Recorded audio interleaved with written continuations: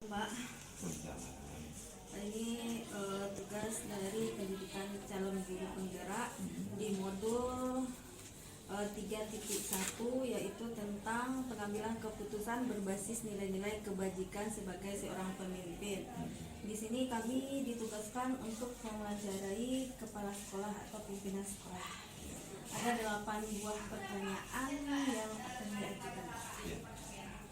Yang pertama, Pak, selama ini bagaimana Bapak mengidentifikasikan kasus-kasus yang merupakan dilema etika atau rujukan moral, Pak? Gimana pertanyaannya pertama?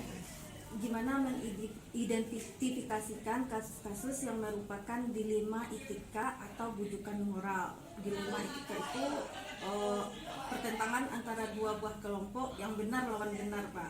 Kemudian kalau bujukan moral yang benar lawan salah, ada kebalikannya, Pak. Jadi kita pada prinsipnya di sekolah kita ini kita kan telah menerapkan adanya aturan-aturan yang ada, ya. Aturan-aturan yang ada yang kita terapkan di sekolah ini bukan saja hanya menyangkut masalah disiplin, tetapi juga yang terkait dengan masalah etika ataupun moral tadi, ya. Nah, bagaimana sekolah mengidentifikasi tentang moral terhadap anak-anak kita ini, ya, tentu kita kaitkan dengan aturan yang ada yang sudah kita tetapkan. Pertama, bagaimana hubungan antara peserta didik kita ini, baik individu maupun kelompok, dalam kehidupan sehari-hari di lingkungan sekolah. Apakah mereka itu bertentangan dengan etika atau moral yang ada? Kalau ada di situ, baru nanti kita lakukan adanya semacam tindakan, baik mulai dari tindakan preventif, ya, tindakan pemanggilan, kemudian ya terakhir kalau itu dilakukan oleh anak, tentu ada semacam sanksi yang harus kita berikan. Berarti di sini dapat disimpulkan berarti harus sesuai dengan aturan yang berlaku di sekolah. Aturan yang telah kita tetapkan di sekolah. Ya. Kemudian yang pertanyaan kedua, Pak, bagaimana Bapak menjalankan pengambilan keputusan di sekolah, terutama untuk kasus-kasus di mana ada dua kepentingan yang sama-sama benar atau sama-sama mengandung nilai kebajikan? Jadi di dalam mengambil suatu keputusan itu kita sebagai pimpinan tidak bisa kita ambil secara sendirian, ya. Karena kegiatan yang kita lakukan di sekolah kita ini itu adalah sifatnya kegiatan yang bersifat kolektif, ya. Maka kita harus melibatkan banyak pihak untuk mengambil suatu keputusan, baik keputusan yang bersifat negatif maupun keputusan yang bersifat positif, ya. Berarti di sini harus adanya kerjasama lah, ya. Kerjasama mulai dari wali kelas, ya, guru mata pelajaran, wakil kepala sekolah, semua itu kita libatkan dalam pengambilan keputusan. Soal yang ketiganya, Kak, pertanyaan ketiganya, prosedur seperti apa yang Bapak lakukan selama ini? Makanya Prosedur yang telah Bapak lakukan selama menjadi pimpinan untuk mengatasi permasalahan ini. Nah, jadi prosedur yang kita lakukan tentu pertama kita awali dengan suatu proses perencanaan, ya.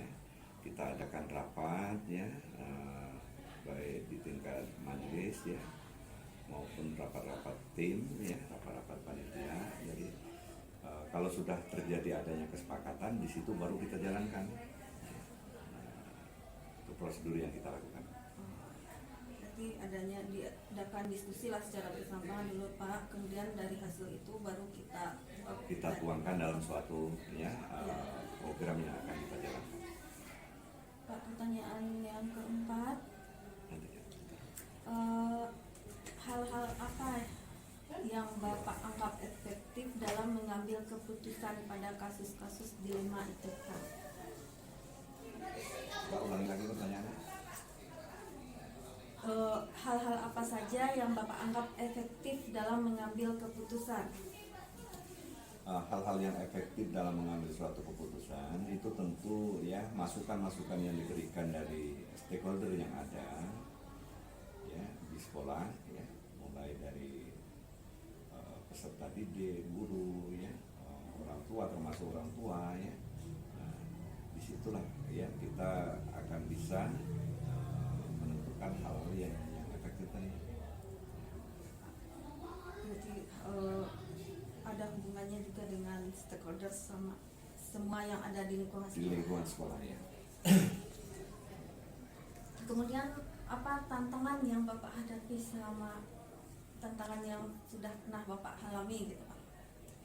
Tantangan yang kita alami ya dalam hal kaitannya dengan masalah etika ini ya itu tentu dengan adanya perubahan informasi dan teknologi ya ini tidak bisa kita pungkiri bahwa di situ merupakan tantangan yang kita hadapi ya karena saat ini ya dengan adanya informasi-informasi yang bisa kita terima dan anak memang bebas sekarang boleh membawa alat komunikasi seperti handphone ya disitulah ya tantangan yang terberat yang memang kita secara langsung maupun tidak langsung akan berdampak terhadap perilaku dan etika yang dialami atau yang dilakukan oleh anak. Berarti tentang komunikasi ya Pak ya? Alat komunikasi.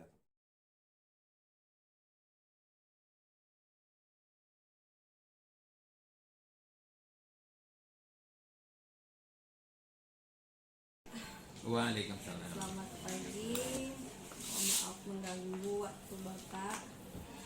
Ini ada tugas saya dari pendidikan calon guru penggerak angkatan 6 Pak, di mana saya disuruh untuk tugasnya mewawancarai pimpinan di sekolah. Kemudian ada 8 buah pertanyaan yang saya ajukan kepada Bapak. Yang pertama, selama ini bagaimana Bapak mengidentifikasi kasus-kasus yang merupakan dilema etika atau bujukan moral? Baik, terima kasih Bu Rida atas pertanyaan-pertanyaannya dalam rangka melengkapi tugas sebagai calon guru penggerak. Ya, baik. Untuk pertanyaan pertama, bagaimana mengidentifikasi kasus-kasus yang merupakan dilema etika atau bujukan moral.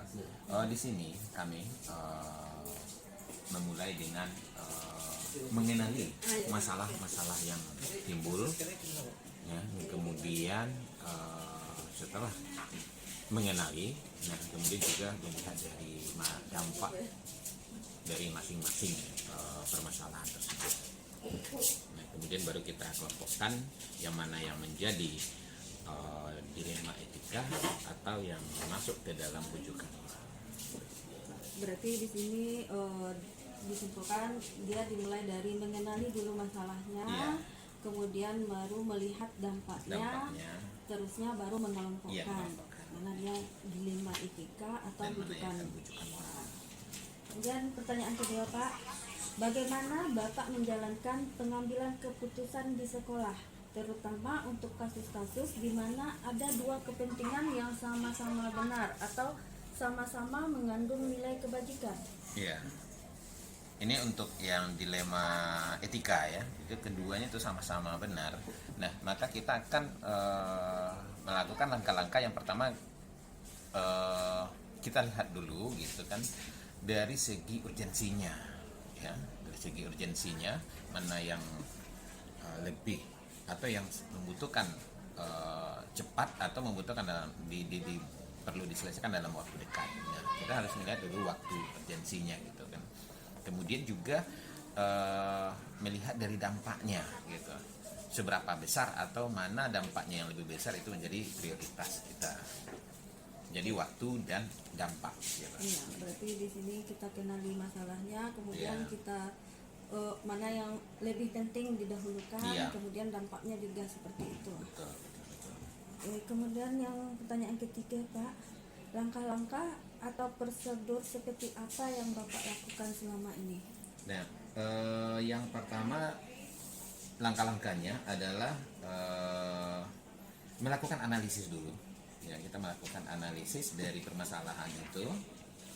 Ya, kalau analisis itu nanti baru kita kenali gitu ya, tingkat urgensinya, kemudian dampaknya gitu. Nah, kemudian setelah kita melakukan analisis, kemudian yang kedua dengan melakukan review kepada masing-masingnya. mungkin dengan 2 langkah itu yang sering kita lakukan. Ya. Yang pertama, dengan lanjut pertanyaan yang keempat, hal-hal apa saja yang Bapak anggap efektif untuk pengambilan keputusan pada kasus-kasus dilema etika?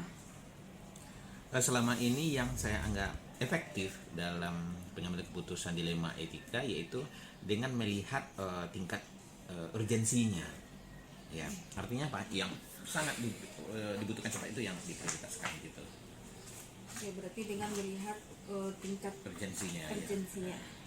Ya Pak, lanjut ke pertanyaan kelima Pak. Hal-hal apa yang selama ini yang merupakan tantangan bagi Bapak dalam mengambil keputusan?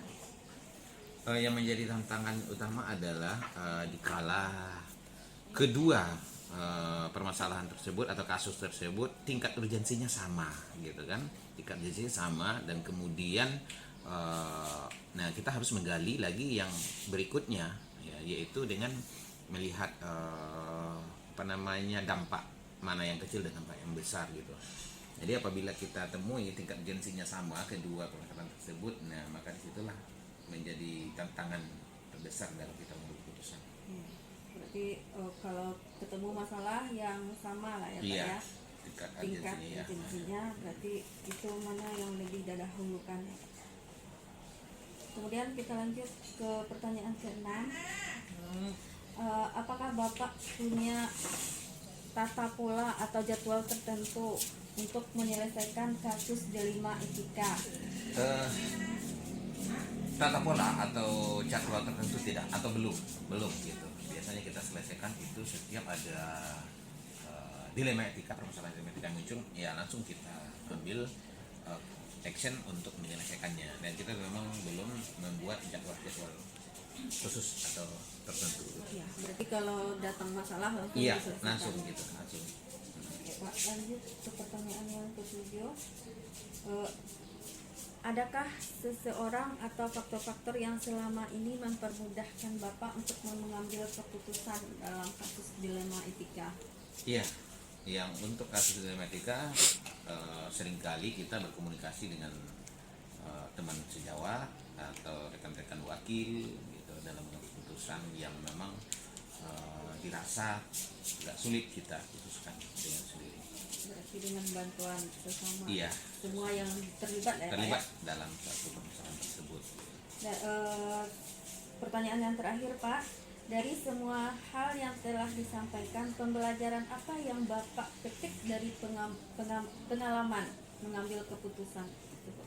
Nah, pengalaman yang berharga, yang sangat bernilai, yaitu kolaborasi, ya, dan berdiskusi dalam memutuskan suatu permasalahan, yaitu tidak langsung membuat keputusan sendiri.